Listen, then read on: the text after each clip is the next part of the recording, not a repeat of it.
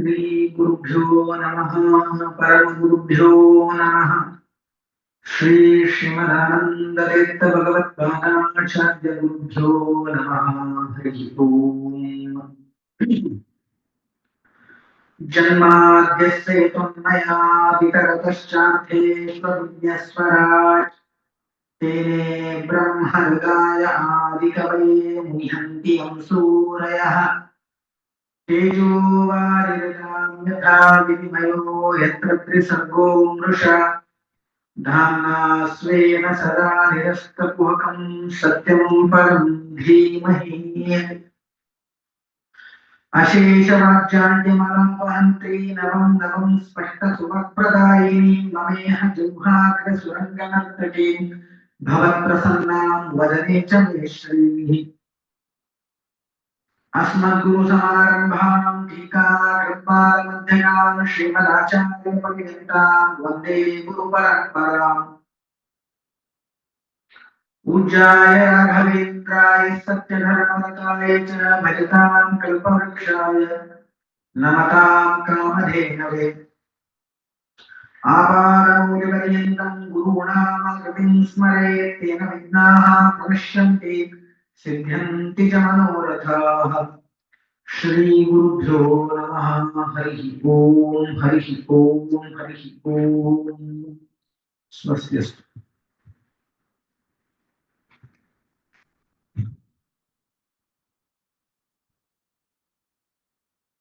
संतान संपत् परिशुद्ध भक्ति विज्ञान वाग्देह सुपाठवादीन् दत्वा शरीरोत्थ समस्त दोषान् हत्वा सनोव्यात् गुरुराघवेन्द्रः यत्पादोदक संचय स्फुराधि मुख्यापगः साधित संख्यानुत्तम पुण्य संघ विलसत् प्रख्यात पुण्यावह दुष्टापत्रय नाशं विमहाबन्ध्या सुपुत्रप्रदो व्यंग स्वंग समृद्धितो ग्रहमहा पापापहस्तं श्रये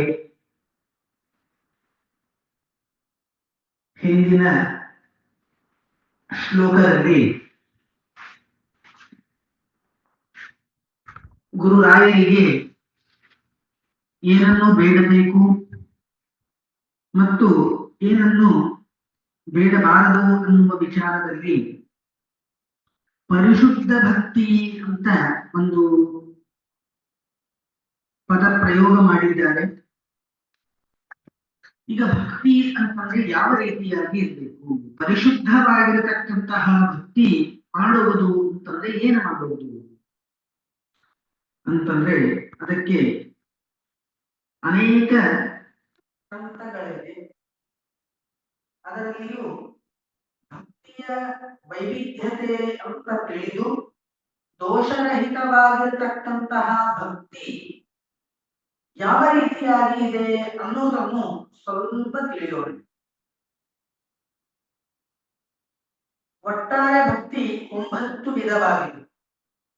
ಸಪ್ತಮ ಸ್ಕಂದದಲ್ಲಿ ಪ್ರಹ್ಲಾದ ರಾಜನು ದೈತ್ಯ ಬಾಲಕರಿಗೆ ಮುಂದೆ ಮಾಡಿಕೊಂಡು ಇಡೀ ಮನುಕುಲಕ್ಕೆ ಭಕ್ತಿಯ ವೈವಿಧ್ಯತೆ ಎನ್ನುವುದು ತಿಳಿಸಿಕೊಟ್ಟಿದ್ದಾರೆ. ಯಾವ ಯಾವುವು ಆ 9 ವಿಧವಾಗಿರತಕ್ಕಂತಹ ಭಕ್ತಿ ಅಂತಂದ್ರೆ ಶ್ರವಣಂ ಕೀರ್ತನಂ ವಿಷ್ಣೋಃ ಸ್ಮರಣಂ ಪಾದಸೇವನಂ ಅರ್ಚನಂ ವಂದನಂ ದಾಸ್ಯಂ ಸಖ್ಯಂ ಆತ್ಮನಿವೇದನಂ. ಶ್ರವಣ ವಿಧವಾಗಿರತಕ್ಕಂತಹ ಭಕ್ತಿ, ಸ್ಮರಣ ವಿಧವಾಗಿರತಕ್ಕಂತಹ ಭಕ್ತಿ, ಅರ್ಚನ ವಿಧವಾಗಿರತಕ್ಕಂತಹ ಭಕ್ತಿ, ಪಾದ ಸೇವನ ರೂಪವಾಗಿರತಕ್ಕಂತಹ ಭಕ್ತಿ. ಈ ರೀತಿಯಾಗಿ 9 ವಿಧವಾಗಿರತಕ್ಕಂತಹ ಭಕ್ತಿ. ಇದರಲ್ಲಿ ನಾವು ಏನಾದರೂ ಮಾಡಬಹುದು. ಆದರೆ ಭಕ್ತಿ ಅಂತಂದ್ರೆ ಏನು, ಭಕ್ತಿಯ ಕ್ಯಾಟಗರಿ ಎಷ್ಟಿದೆ, ಅದರಲ್ಲಿ ನಮಗೆ ಮಾಡಲಿಕ್ಕೆ ಏನು ಸಾಧ್ಯವಾಗ್ತದೆ, ಅದು ನಾವು ಅತ್ಯಂತ ಅನುಸಂಧಾನ ಪೂರ್ವಕವಾಗಿ ಅದರ ವಿಚಾರವನ್ನು ಸರಿಯಾಗಿ ತಿಳಿದುಕೊಂಡು ನಮ್ಮ ಯೋಗ್ಯತಾನುಸಾರವಾಗಿ ನಾವು ಮಾಡಬೇಕು. ಇದು ಒಂದು ಬಗೆಯಾದರೆ ದೋಷವಿರತಕ್ಕಂತಹ ಭಕ್ತಿ ಅಂತಂದ್ರೆ ಏನು, ಅದು ಇದು 9 ಉದಾಹರಣೆಗಳನ್ನು ತಿಳಿಸಿಕೊಡ್ತಾ ಇದೆ. ಏನದು ಅಂತಂದ್ರೆ, ಮೊದಲನೇದು ಭಕ್ತಿಯಲ್ಲಿ ಕುಂದುತನ, ಭಕ್ತಿಯಲ್ಲಿ ನ್ಯೂನತನ, ಇದು ಭಕ್ತಿ ಆಗುವುದಿಲ್ಲ ಅಂತ ಏನಂತಾರಲ್ಲ, ಅದಕ್ಕೆ 9 ಕಾರಣಗಳು. ಇದು ನೀವು ಮಾಡೋದು ಭಕ್ತಿ ಅಲ್ಲ, ಅದಕ್ಕೆ 9 ಕಾರಣಗಳನ್ನು ತಿಳಿಸಿಕೊಡ್ತಾ ಇದ್ದಾರೆ. ಏನು ಅಂತಂದ್ರೆ, ಜೀವ ಹಾಗೂ ಬ್ರಹ್ಮರಿಗೆ ಅಭೇದ, ಇದು ಸಹಿತ ಭಕ್ತಿ ಆಗುವುದು. ಜೀವ ಬ್ರಹ್ಮೈಕ್ಯವೆನ್ನುವುದು ತಿಳಿದುಕೊಳ್ಳುವುದು ಸಹಿತದು ಪರಿಶುದ್ಧವಾದ ಭಕ್ತಿ ಇಲ್ಲ. ಎರಡನೇದು, ಭಗವಂತ ಅನಂತ ಗುಣಪರಿಪೂರ್ಣ ಅಂತ ಈ ರೀತಿಯಾಗಿ ತಿಳಿಸಿದಾಗ ಭಗವಂತನಲ್ಲಿ ಗುಣನೇ ಇಲ್ಲ ಅಂತ ಹೇಳುವುದು ಸಹಿತ ಪರಿಶುದ್ಧವಾದ ಭಕ್ತಿ ಇಲ್ಲ. ನೀವು ಭಕ್ತಿ ಮಾಡುತ್ತೀರಿ, ಅದಕ್ಕೆ ಅವನ ಗುಣಗಾನವನ್ನು ಕೇಳಿ ಭಕ್ತಿ ಮಾಡ್ತೀರಿ. ಗುಣನೇ ಇಲ್ಲ ಅಂತಂದ್ರೆ ಭಕ್ತಿ ಮಾಡೋದೇ ಏನನ್ನು ನೋಡಿ ಮಾಡಿದ್ರು. ಫಾರ್ ಎಕ್ಸಾಂಪಲ್ ಏನದ ಅಂದ್ರೆ, ಈಗ ಮೂರ್ತಿಕಾರ ಮೂರ್ತಿ ಮಾಡ್ತಾ ಇರ್ತಾನೆ, ಅವನು ಕೆತ್ತನೆ ಸಾಮಾನ್ಯವಾಗಿ ಅಥವಾ ಅವನ ಫ್ಯಾಕ್ಟ್ರಿ ಒಳಗೆ ಹೋದಾಗ ಅನೇಕ ಮೂರ್ತಿಗಳು ಇರ್ತವೆ. ಆಗ ನಾವು ಪ್ರತಿಯೊಂದಕ್ಕೂ ಅರ್ಶನ ಕುಂಕುಮ ಇಳಿಸ್ತೀವ, ತೆಂಗಿನಕಾಯಿ ಹೊಡಿತೀವ, ಮಂಗಳಾರತಿ ಮಾಡ್ತೀವ? ಇಲ್ಲ. ಯಾಕಂದ್ರೆ ಅದು ಕೇವಲ ಒಂದು ಪ್ರತಿಮಾ ಇದೆ, ಆದ್ರೆ ಅದರಲ್ಲಿ ಇನ್ನ ಗುಣ ಇಲ್ಲ. ಯಾವಾಗ ಗುಣ ಬರ್ತದೆ ಅಂದ್ರೆ, ಅದು ದೇವರ ಗುಡಿಯಲ್ಲಿ ಶಾಸ್ತ್ರೋಕ್ತ ವಿಧಾನದಿಂದ ಅದನ್ನು ಪೂಜೆ ಅರ್ಚೆ ಇತ್ಯಾದಿಗಳನ್ನು ಮಾಡಿದ್ರೆ ವಿಶಿಷ್ಟವಾದ ಒಂದು ಸಂವಿಧಾನ ಬರ್ತದೆ.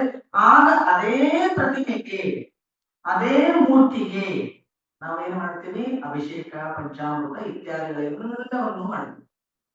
ಹಾಗೆ ಗುಣ ಬರಬೇಕು ಅಂತಾರೆ, ಭಗವಂತನಲ್ಲಿ ಗುಣ ಇದ್ದದ್ದರಿಂದಲೇ ನಾವು ಅನಂತ ಗುಣ ಪರಿಪೂರ್ಣನಾದ, ನಿರ್ದೋಷನಾದ ಅಂತ ಈ ರೀತಿಯಾಗಿ ಹೇಳಿಕೆಯನ್ನು ನೋಡಿ ಹೇಳ್ತೇವೆ. ಇಷ್ಟು ಇದ್ದರೂ ಸಹಿತ ಅವನಲ್ಲಿ ಗುಣವೇ ಇಲ್ಲ ಅಂತ ಹೇಳೋದು ಸಹಿತ ಭಕ್ತಿ ಅನ್ನೋದು ಆಗೋದು.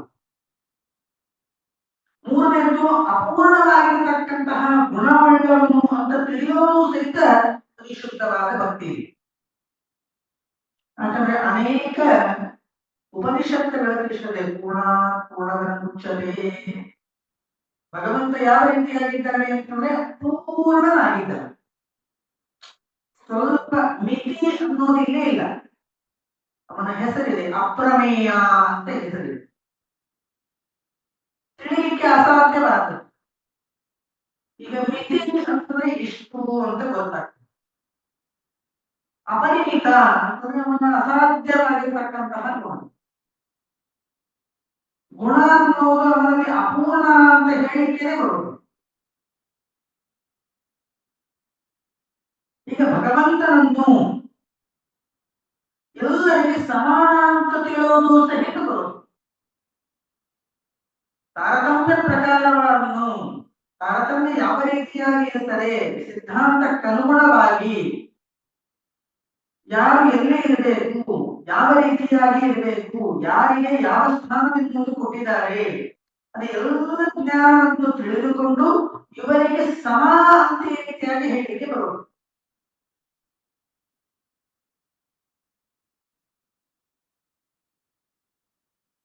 ಅದೇ ರೀತಿಯಾಗಿ ಇತರರನ್ನು, ಭಗವಂತನಿಂದಲೂ ಕೂಡ ಇವನು ಎತ್ತರನಾಗಿದ್ದಾನೆ, ಭಗವಂತನಿಂದಲೂ ಕೂಡ ಉತ್ತಮನಾಗಿದ್ದಾನೆ ಅಂತ ಈ ರೀತಿಯಾಗಿ ತಿಳಿಯುವುದು ಏನಿದೆ, ಅದು ಕೂಡ ಪರಿಶುದ್ಧವಾದ ಭಕ್ತಿಯನ್ನು ನೋಡಿ.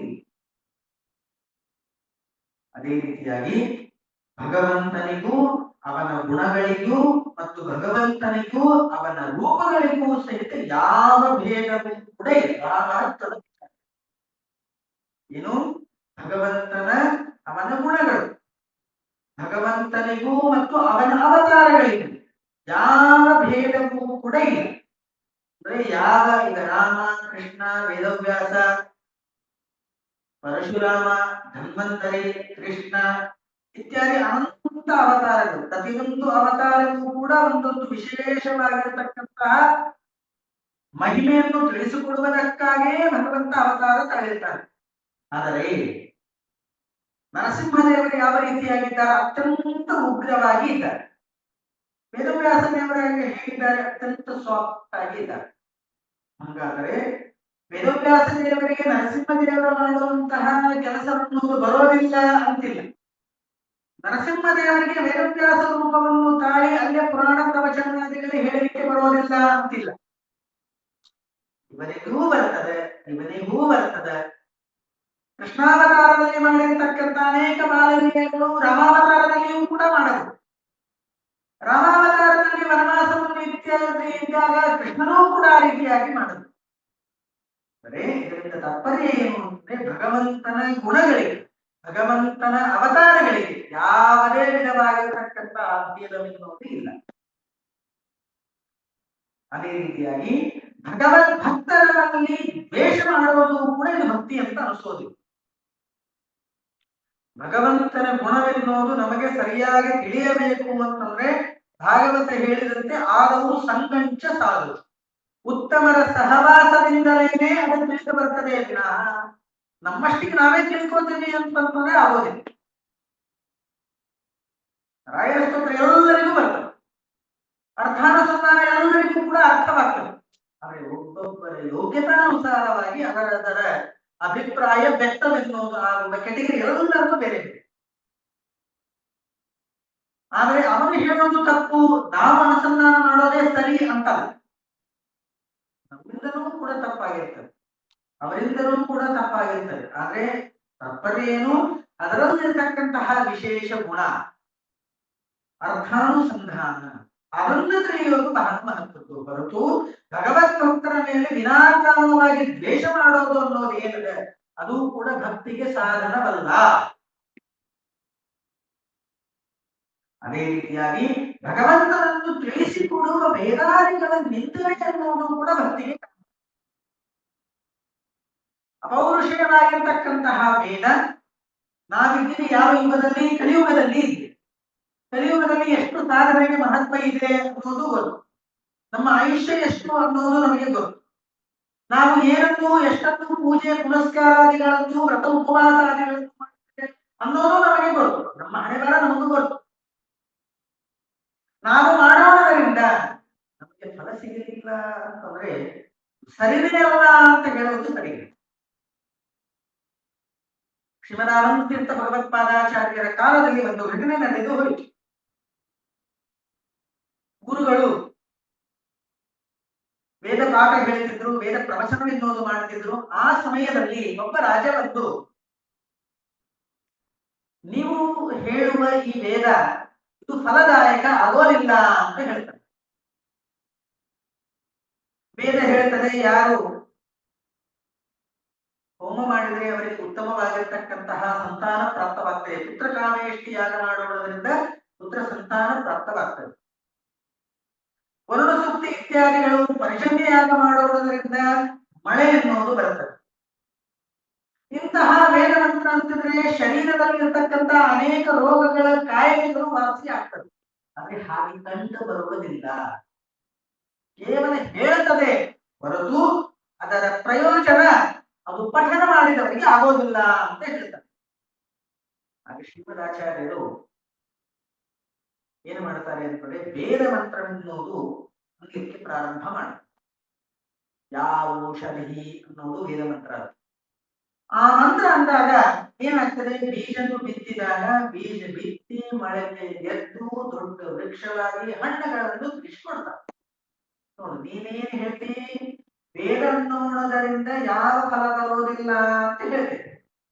ನಾನು ವೇದ ಮಂತ್ರನೇ ಅಂತೀನಿ, ಆದ್ರೆ ಇಲ್ಲಿ ರಿಸಲ್ಟ್ ನನ್ನ ಮುಂದೆ ಇದೆ. ಇದರ ತಾತ್ಪರ್ಯ ಏನು ಅಂತಂದ್ರೆ, ನಮಗೆ ಯೋಗ್ಯತೆ ಇಲ್ಲದೆ,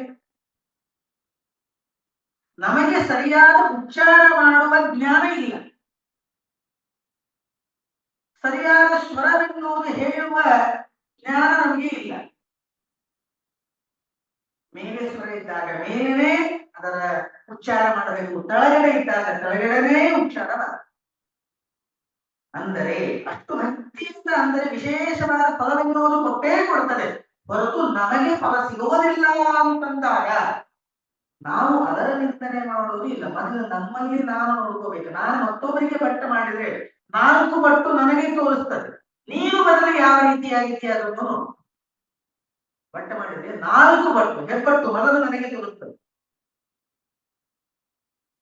3 ಬಟ್ಟು ಮೊದಲು ನೀನು ಯಾವ ರೀತಿಯಾಗಿ ಆಚರಣೆಯಲ್ಲಿದ್ದೀಯೋ, ನೀನು ಧರ್ಮಾಚರಣೆ ಎಷ್ಟು ಮಾಡ್ತೀಯೋ, ನೀನು ವ್ರತ ಉಪವಾಸಗಳನ್ನು ಎಷ್ಟು ಮಾಡ್ತೀಯೋ, ನೀನು ಪೂಜಾ ಪುನಸ್ಕಾರಗಳನ್ನು ಎಷ್ಟು ಮಾಡ್ತೀಯೋ, ನೀನು ವೇದ ಮಂತ್ರ ಎಷ್ಟು ಪಠಿಸ್ತೀಯೋ, ಅದರ ಮೇಲೆ ಎಷ್ಟು ವಿಶ್ವಾಸ ಇಡ್ತೀಯೋ ಅದನ್ನು ಮೊದಲು ನೀನು ನೋಡಿಕೋ. ನದೇವತೋಷಣಂ ವ್ರತ. ವೇದ ಹೇಳೋದು ಅನಂತ ಶಬ್ದಗಳು ವಾಚ್ಯನಾಗಿರತಕ್ಕಂತಹ ಭಗವಂತ, ಸರ್ವೋತ್ತಮತ್ವ ಪ್ರತಿಪಾದಕವಾಗಿರತಕ್ಕಂತಹ ಒಂದೊಂದು ವೇದ ಅಕ್ಷರ ಫಲವೆನ್ನುವುದು ಕೊಟ್ಟೇ ಕೊಡ್ತದೆ. ನಮ್ಮ ಯೋಗ್ಯತಾನುಸಾರವಾಗಿ ನಮಗೆ ಫಲ ಪ್ರಾಪ್ತವಾಗ್ತದೆ ವಿನಃ ನಮಗೆ ಫಲ ಸಿಗುವುದಿಲ್ಲ ಅಂತಂದ್ರೆ ಇದು ಸರಿನೇ ಇಲ್ಲ.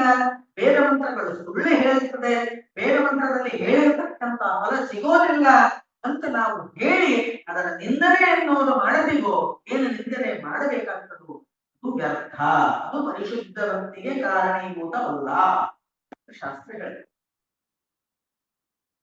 ದೇವರ ನಮಗೆ ಫಲ ಕೊಟ್ಟೇ ಕೊಡ್ತಾನೆ. ನಮಗೆ ಯಾವ ಸಮಯಕ್ಕೆ ಯಾವ ರೀತಿಯಾದ ಫಲವೆನ್ನುವುದು ಅಪೇಕ್ಷಿತ ಇದೆಯೋ ಆ ರೀತಿಯಾದ ಫಲವೆನ್ನುವುದು ಕೊಟ್ಟೇ ಕೊಡ್ತಾನೆ, ಕೊಡೋದಿಲ್ಲ ಅಂತಲ್ಲ. ಆದ್ರೆ ನಮಗೆ ತಾಳ್ಮಿಕೆ ಎನ್ನುವುದು ಇಲ್ಲ. ತಾಳ್ಮಿಕೆ ಎನ್ನುವುದು ಇಲ್ಲ. ದೇವರ ಪ್ರೀತಿಗಾಗಿ ಮಾಡಿದಲ್ಲ, ದೇವರ ಸಂತೋಷಕ್ಕಾಗಿ ಮಾಡಿದಲ್ಲ, ಭಗವಂತ ಕೊಟ್ಟೇ ಕೊಡ್ತಾನೆ ಎನ್ನುವುದು ನಂಬಿಕೆ ಎನ್ನುವುದು ಬೇರೆ. ವೇದ ಮಂತ್ರದ ಸ್ವರದಲ್ಲಿ ವ್ಯತ್ಯಾಸವಾದರೆ ಅರ್ಥಕ್ಕೆ ಅನರ್ಥವಾಗ್ತದೆ. ವೃತ್ರಾಸುರನ ಕಥೆಯನ್ನು ನೋಡೇ ನೋಡ್ತೇನೆ. ದಿತಿದೇವಿ ಇಂದ್ರನನ್ನು ಕೊಲ್ಲುವಂತಹ ಮಗವನ್ನೋದು ಹುಟ್ಟಲಿ ಅಂತ ನನಗೆ ಬೇಕು ಅಂತಂದ್ರಾಗ ಸ್ವರ ವ್ಯತ್ಯಾಸವಾಗುವುದರಿಂದ ಇಂದ್ರನಿಂದ ಸಾಯುವಂತಹ ಮಗ ಹುಟ್ಟಿ. ಹೀಗೆ ಸ್ವರದಲ್ಲಿ ಇತ್ಯಾದಿಗಳ ವ್ಯತ್ಯಾಸವಾಗುವುದರಿಂದ ಫಲದಲ್ಲಿಯೂ ಕೂಡ ವ್ಯತ್ಯಾಸವಾಗ್ತದೆ. ಅದಕ್ಕಾಗಿ ಜಾಗರೂಕವಾಗಿ ಅತ್ಯಂತ ಭಕ್ತಿಯಿಂದ ಸರಿಯಾಗಿ ತಿಳಿದುಕೊಂಡು ಪಾಠ ಹೇಳಿಸಿಕೊಂಡು, ಪಾಠ ಹೇಳಿಸ್ಕೊಳ್ಳಿಕ್ಕೆ ಸಣ್ಣವರಿದ್ದಾಗ ಮಾತ್ರ ಪಾಠ ಹೇಳಬೇಕು, ದೊಡ್ಡವರಾದ ಪಾಠ ಕೇಳಬಾರದು ಇತ್ಯಾದಿ ಯಾವ ವಿಚಾರ ಇಲ್ಲ. ಜ್ಞಾನಕ್ಕೆ ವಯಸ್ಸಿನ ಮಿತಿ ಇತಿ ಎನ್ನುವುದು ಯಾವುದೂ ಇಲ್ಲ. ಯಾವ ಸಮಯದಲ್ಲಿ ಪ್ರೇರಣೆ ಆಗ್ತದೆಯೋ, ಯಾವ ವಿಷಯದಲ್ಲಿ ನಮಗೆ ನ್ಯೂನತಾ ಇದೆಯೋ ಅದನ್ನು ನಾವು ಸರಿಯಾದ ವಿಚಾರವನ್ನು ಇಟ್ಟುಕೊಳ್ಳುವ ಜ್ಞಾನಿಗಳಿಂದ ಗುರುಗಳಿಂದ ಹೇಳಿಸಿಕೊಂಡರೆ ಅದರಷ್ಟು ಪುಣ್ಯದ ಕೆಲಸ ಮತ್ತೊಂದು ಯಾವುದಿಲ್ಲ. ಯಾಕಂದ್ರೆ ನನ್ನ ಅಜ್ಞಾನಿಗೆ ತಿಳಿತದೆ, ನಾನು ಅಜ್ಞಾನಿಯಾಗಿದ್ದೇನೆ, ನನಗೆ ಬರುವುದಿಲ್ಲ ಅಂತ ನಾನು ಹೇಳಿಕೊಂಡು ಹೇಳಿಸಿಕೊಂಡರೆ ಮತ್ತು ನಾವು ಸಾಧನದ ಮಾರ್ಗದಲ್ಲಿ ಸರಿಯಾಗಿ ಇದ್ದೇವೆ ಅನ್ನೋದೇ ನಮಗೆ ತಿಳಿಬರುತ್ತೆ. ಈ ರೀತಿಯಾಗಿ ಒಟ್ಟಾರೆ ಪರಿಶುದ್ಧ ಭಕ್ತಿ, ಭಕ್ತಿ ಅಂತಂದ್ರೇನು 9 ವಿಧವಾಗಿರತಕ್ಕಂತಹ ಭಕ್ತಿಯ ವೈವಿಧ್ಯತೆಯನ್ನು ತಿಳಿಸಿಕೊಟ್ಟು ಪರಿಶುದ್ಧವಾದ ಭಕ್ತಿಗೆ ಕಾರಣೀಭೂತವಾಗಿರ್ತಕ್ಕಂಥದ್ದು ಯಾವುದು ಅಲ್ಲವೋ ಅದನ್ನೂ ಕೂಡ ತಿಳಿಸಿಕೊಟ್ಟಿದ್ದಾರೆ.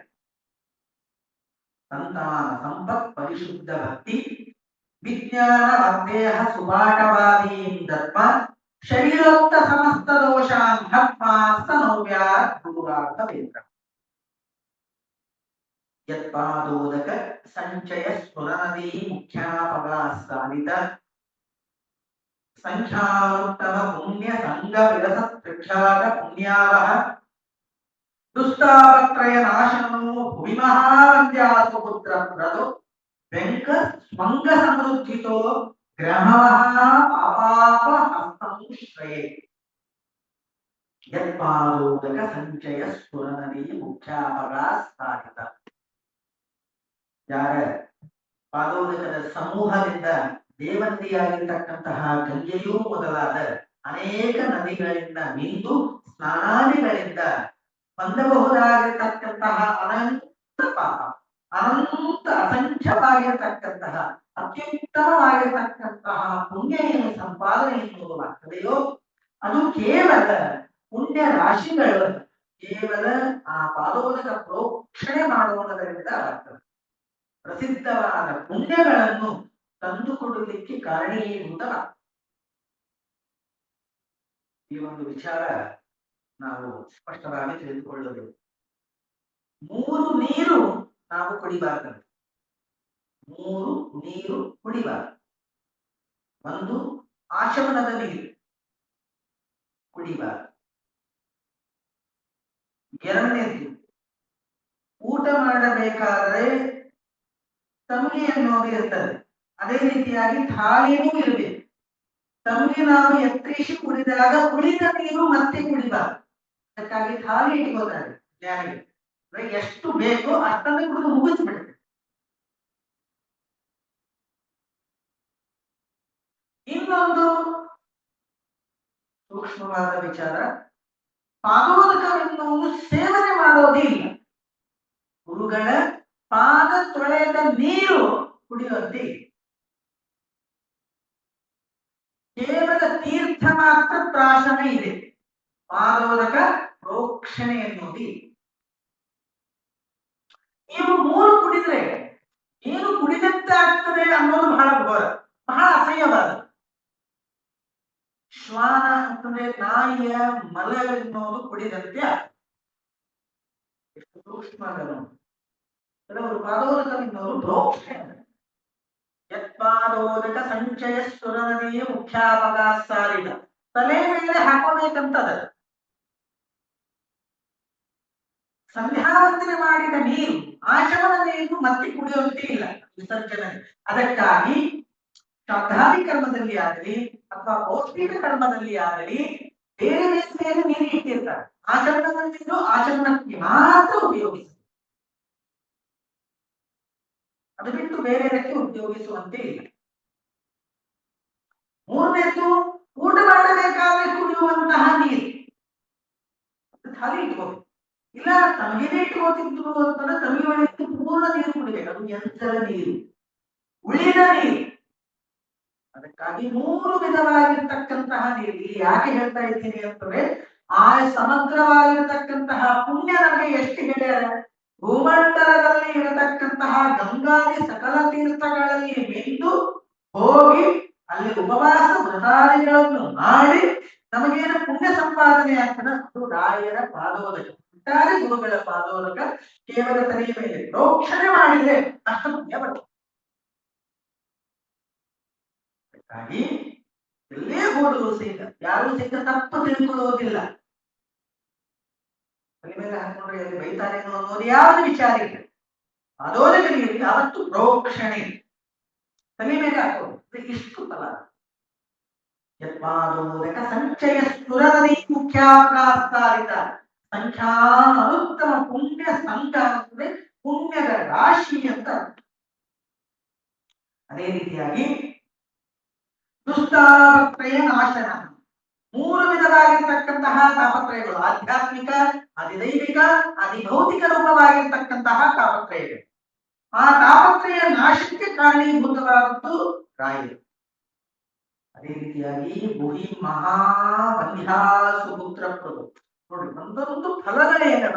ರಾಯರ ಸೇವೆ ಎನ್ನುವುದು ಮಾಡಿದ್ರೆ ಬಂಧ್ಯ ಅಂದ್ರೆ ಬಂಜೆ ಎನ್ನುವುದು ಯಾರಿದ್ದಾರೆ ಆ ಬಂಜೆ, ಮಹಾಬಂಜೆ, ಆ ಬಂಜೆಗೂ ಸಹಿತ ಉತ್ತಮವಾಗಿರ್ತಕ್ಕಂತಹ ಪುತ್ರ ಪದವೆನ್ನುವುದು ಮುಂದೆ ಫಲಶ್ರುತಿಯಲ್ಲಿಯೂ ಸಹಿತ ಹೇಳ್ತಾರೆ. ಬೆಂಗ ಸ್ವಂಗ ಸಮೃದ್ಧಿದ. ಬೆಂಗ ಅಂತಂದ್ರೆ ಅಂಗವಿಕಲ ಅಂತ. ಯಾರಿಗೆ ಕಾಲು ಪ್ಯಾರಾಲಿಸಿಸ್ ಆಗಿರ್ತದೆ, ಕೈಕಾಲು ಸೊಟ್ಟಾಗಿರ್ತದೆ, ನಡಿಲಿಕ್ಕೆ ಬರುವುದಿಲ್ಲ, ಸರಿಯಾಗಿ ಎತ್ತರವಾಗಿ ನಿಲ್ಲಲಿಕ್ಕೆ ಆಗೋದಿಲ್ಲ, ಸೋಂಕು ಬಾಗಿ ಹೋಗಿರ್ತದೆ. ಈ ರೀತಿಯಾಗಿ ಏನು ಅಂಗವಿಕಲಗಳಾಗವು. ಆ ಅಂಗವಿಕಲಗಳು ನಮ್ಗೆ ಪರಿಹಾರವಾಗಬೇಕು, ಸರಿಯಾಗವಾಗಬೇಕು ಅಂತಂದ್ರೆ ಸ್ವಂಗ ಸಮೃದ್ಧಿತ. ಸ್ವಂಗ ಅಂತಂದ್ರೆ ಸು ಅಂಗ, ಸು ಅಂತಂದ್ರೆ ಸುಶೋಭಿತವಾದ, ಸುಸ್ವಚ್ಛವಾದ.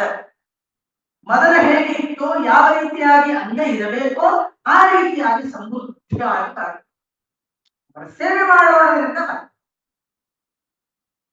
ಅದೇ ರೀತಿಯಾಗಿ ಗ್ರಹ ಮಹಾಪಾಪಹಸ್ತಂ ಶ್ರೇಯೇ. ಅನೇಕ ಗ್ರಹಗಳ ಕಡಾಟ ಎನ್ನುವುದು ಯಾವಾಗ ಯಾವ ರೀತಿಯಾಗಿರ್ತದ ಹೇಳಿಕೆ ಬರೋದು. ಜ್ಯೋತಿಷ್ಯರ ಮುಖಾಂತರ ಹೋದಾಗ ಗೊತ್ತಾಗ್ತದೆ ನಮಗೆ ಈ ಗ್ರಹ ವಕ್ರಿ ಇದ್ದಾನೆ, ಈ ಗ್ರಹ ಕಾರಕ ಇದ್ದಾನೆ, ಈ ಗ್ರಹ ಮಾರಕ ಇದ್ದಾನೆ, ಇಂತಹ ಸಮಯದಲ್ಲಿ ಇಂತಹ ಕೆಲಸ ಮಾಡಬಾರದು ಇತ್ಯಾದಿಗಳ ಏನು ವಿಚಾರ ಅದ ಎಲ್ಲ ಪರಿಹಾರವೂ ಕೂಡ ಜ್ಯೋತಿಷ್ ಶಾಸ್ತ್ರದ ಅನುಚಾರವಾಗಿ ರಾಯರಿಗೆ ಸೇವಿಸಿದವರು ಮಾಡಿದ್ರೆ ಸಾಕು. ಗ್ರಹ ಅದಕ್ಕಾಗಿ ಮಹಾ ಅಂತ ಹೇಳಿದ್ರೆ ಕೇವಲ ಗ್ರಹ ಪಾಪಾಪಹಸ್ತಂ ಎಲ್ಲ ಗ್ರಹಗಳ ವ್ಯಾಧಿ ಎನ್ನುವುದು ಪರಿಹಾರವಾಗ್ತದೆ. ಮಹಾ ಎನ್ನುವ ಶುದ್ಧಿ ಯಾಕೆ ಹೇಳ್ತಾರಂದ್ರೆ ಇದು ಮಹಾಂತವಾದ ಯಾವಾಗ ಬರ್ತದೆ ಹೇಳಿಕೆ ಬರೋದು. ಜೀವನ ಎಲ್ಲಿವರೆಗೆ ಇರ್ತದೆ ಅನ್ನೋದೇ ಗೊತ್ತಿಲ್ಲ ಮೊದಲೇ. ಇವತ್ತು ಮುಚ್ಚಿನ ಕಣ್ಣು ನಾಳೆಗೆ ತೆಗಿತು ಅನ್ನೋದೇ ಗೊತ್ತಿಲ್ಲ. ಈ ರೀತಿಯಾಗಿ ಇಂತಹ ಎಲ್ಲ ದೋಷಗಳೇನವ ಅನಂತ ಪುಣ್ಯಗಳೇನವ ಆ ಎಲ್ಲ ಪುಣ್ಯಗಳಿಗೂ ಸಹಿತ ಶ್ರೇಯ ನನಗೆ ಆಶ್ರಯಿಸಲಿ. ಯಾವಾಗ ಆಶ್ರಯಿಸುತ್ತದೆ? ಇವರನ್ನು ಆಶ್ರಯಿಸಿದರೆ, ಗುರುರಾಯರನ್ನು ಪೂರ್ಣವಾಗಿ ನಂಬಿ ಆಶ್ರಯಿಸಿದ್ದರೆ ನನಗೆ ಈ ಹೇಳಿರತಕ್ಕಂತಹ ಎಲ್ಲ ಫಲಗಳು ಪ್ರಾಪ್ತವಾಗ್ತವೆ. ಯತ್ಪಾದ ಕಂಚ ರಜತ ಪರಿಭೂಷಿತಾಂಗ ಯತ್ಪಾದ ಪದ್ಮ ಮಧುಪಾಯಿತ ಮಾನಸಾಯೇ ಯತ್ಪಾದ ಪದ್ಮ ಪರಿಕೀರ್ತನ ಜೀರ್ಣ ವಾಚಃ ತತ ದರ್ಶನಂ ದುರಿತ ಕಾನನ ದಾವಭೂತ. ನೋಡಿ, ಯತ್ ಪಾದ, ಯತ್ ಪಾದ, ಯತ್ ಪಾದ, ಮೂರು ವಿಧವಾಗಿರ್ತಕ್ಕಂತಹ ಪಾದಗಳನ್ನು ನಂಬಿದ್ದಾರೆ. ವಾಮನಾವತಾರದಲ್ಲಿ ಎಷ್ಟು ಪಾದ ಕೇಳಿದ್ದ ಭಗವಂತ? 3 ಪಾದ. ಅದನ್ನೇ ಹೇಳ್ತಾ ಇದ್ದಾರೆ. ಯತ್ಪಾದ ಕಂಚ, ಯಾರು ಇವರ ಪಾದಕಮಲ ಧೂಳಿಯಿಂದ ಅಲಂಕೃತವಾದ ದೇಹವುಳ್ಳವನಾಗಿದ್ದಾನೆ, ಯಾರು ಇವರ ಪಾದಕಮಲಗಳ ದುಂಬಿಯಂತೆ ಮನಸ್ಸವನ್ನಾಗಿ ಪೂರ್ಣವಾಗಿ ಇಟ್ಟಿದ್ದಾನೆ, ಯಾರು ಇವರ ಪಾದಪದ್ಮದ ಕೀರ್ತನೆಯೇ ತಮ್ಮ ಮಾತುಗಳನ್ನಾಗಿ ಬಡಿಕೊಂಡಿದ್ದಾನೋ ಅಂತವರ ದರ್ಶನವು ನಮ್ಮ ಕಷ್ಟಗಳನ್ನು ಕಾಡಿಗೆ ಹೆಚ್ಚಿನಂತೆ ಸುಟ್ಟು ಭಸ್ಮವಾಗಿ. ಇಲ್ಲಿ ರಾಯರ ಪಾದ ಧೂಳಿಯ ಚಿಂತನೆಯನ್ನು ಮಾಡಿದ್ದಾರೆ. ಪಾದ ಧೂಳಿ ನಮ್ಮ ಮೈ ಮೇಲೆ ಹತ್ತಿದರೆ ಎಷ್ಟು ಧೂಳಿ ಕಣಗಳು ಹತ್ತಿರ್ತದೆ ಅಷ್ಟು 1000 ವರ್ಷ ಸ್ವರ್ಗದಲ್ಲಿ ನಮಗೆ ಸುಖ ಸಿಗ್ತದೆ. ಅದಕ್ಕಾಗಿ ನೀವು ಎಲ್ಲರೂ ಕೂಡ ತಿಳ್ಕೊಂಡಿದ್ದೀರಿ, ಮಾಡೇ ಮಾಡ್ತೀರಿ ಅನ್ನೋದು ವಿಚಾರ. ನಾವು ಎಲ್ಲೇ ಒಂದು ಗುಡಿಗೆ ಹೋದರೂ ಸಹಿತ ನಾವು ನಮಸ್ಕಾರ ಮಾಡುವಾಗ ಮುಂದಿನ ಏನು ಪಾದಗಳನ್ನು ಯಾರು ಪ್ರದಕ್ಷಿಣೆ ಹಾಕಿರ್ತಾರೆಯೋ ನಾವು ನಮಸ್ಕಾರ ಮಾಡುವಾಗ ಅಲ್ಲಿ ಕೈಯನ್ನು ಸಾರಿಸಬೇಕು. ಸಾರಿಸಿ ಮೇಲಿಂದ ಕೆಳಗಡೆ ಹಚ್ಕೋಬೇಕು. ಧೂಳಿನ ಕಣಗಳು ಭಗವದ್ ಭಕ್ತರ ಪ್ರದಕ್ಷಿಣೆ ಹಾಕಿದ ಧೂಳಿನ ಕಣಗಳು ಹಚ್ಚಿಕೊಂಡ್ರೆ ಎಷ್ಟು ಧೂಳಿ ಕಣಗಳು ಹತ್ತಿರ್ತದೆ ಅಂತ ಕೌಂಟು ಮಾಡಿರ್ತಾರೆ. ಅಷ್ಟು ವರ್ಷ 1000 ವರ್ಷ, 1 ವರ್ಷ ಅಲ್ಲ, ಅಷ್ಟು 1000 ವರ್ಷ ಸ್ವರ್ಗದಲ್ಲಿ ಸುಖವೆಂದು. ಅದಕ್ಕಾಗಿ ಪಾದಯಾತ್ರಾ ಇತ್ಯಾದಿಗಳ ಪ್ರಸಂಗ ಯಾಕೆ ಬಂತು? ಇದರಿಂದಲೇ. ಯಾಕೆ ಪಾದಯಾತ್ರಾ ಮಾಡ್ತಾರೆ ಅಂದ್ರೆ ಇದ್ರ ಸಲುವಾಗಿ. ಅಲ್ಲಿ ಹೋಗಿ ಮಕ್ಕಳು ಸಾಷ್ಟಾಂಗ ನಮಸ್ಕಾರ ಆಗ್ತಾರೆ. ಧೂಳಿ ವಂದನ ಅಂತ ಅಂತಾರೆ. ಮೊದಲು ಧೂಳಿ ದರ್ಶನ ಕಾಲು ತೊಳ್ಕೊಳ್ಳೋದಿಲ್ಲ ಯಾರು, ಮೊದಲು ನಮಸ್ಕಾರ ಮಾಡ್ತಾ ಇದ್ದಾರೆ, ಸಮರ್ಪಣೆ ಎನ್ನುವುದು ಮಾಡ್ತಾರೆ. ಆಗ ನಾವು ಅಲ್ಲಿ ನಮಸ್ಕಾರ ಮಾಡಿದ್ರೆ ಅವರು ನಡೆದಾಡುವ ಬಂದಿರತಕ್ಕಂತಹ ಏನು ಪುಣ್ಯ ಇರ್ತದೆ ಅವರ ಧೂಳಿ ಧೂಳಿ ಹಣೆಗೆ ಹತ್ತಿರ ಸಾಕು, ನಮ್ಮ ಈ ಶರೀರದ ಹತ್ತಿರ ಪುಣ್ಯವೆನ್ನುವುದು ಬರುತ್ತೆ. ಸರ್ವತಂತ್ರ ಸ್ವತಂತ್ರೋಸೌ ಶ್ರೀಮಧ್ವಮತವರ್ಧನ ವಿಜೇಂದ್ರ ಕರಾಬ್ಜೋತ್ಥ ಸುಧೀಂದ್ರ ವರ. ಎಲ್ಲ ಸರ್ವತಂತ್ರ ಸ್ವತಂತ್ರೋಸು, ಸರ್ವಶಾಸ್ತ್ರಗಳಲ್ಲಿಯೂ ಕೂಡ ಸ್ವತಂತ್ರರಾಗಿ ಇದ್ದಾರೆ. ಅದೇ ರೀತಿಯಾಗಿ ಮುಖ್ಯವಾದ ಕಾರ್ಯ ಏನು? ಶ್ರೀಮಧ್ವಮತವರ್ಧನ, ಏನು ಸಂಪದ್ಭರಿತವಾದ ಮಧ್ವಮತದ ಅಭಿವೃದ್ಧಿಗೆ ಕಾರಣೀಭೂತರಾಗಿದ್ದಾರೆ. ವಿಜೇಂದ್ರ ಕರಾಬ್ಜೋತ್ತಹ, ವಿಜೇಂದ್ರರ ಕರಕಮಲ ಸಂಜಾತರಾದ ಅವರ ಶಿಷ್ಯರಾಗಿರ್ತಕ್ಕಂತಹ ಸುಧೀಂದ್ರರ ಶ್ರೇಷ್ಠವಾದ ಮಕ್ಕಳಾಗಿ, ಅಂದ್ರೆ ಕರಾಬ್ಜೋತ್ತಹ ಸನ್ಯಾಸ ದೀಕ್ಷೆಯನ್ನು ಪಡೆದಿದ್ದಾರೆ ಅಂತ. ಈ ರೀತಿಯಾಗಿ ಸರ್ವತಂತ್ರ ಸ್ವತಂತ್ರೋಸೌ ಶ್ರೀಮಧ್ವಮತವರ್ಧನ ವಿಜೇಂದ್ರ ಕರಾಬ್ಜೋತ್ತಹ ಸುಧೀಂದ್ರ ವರಪುತ್ರಕ.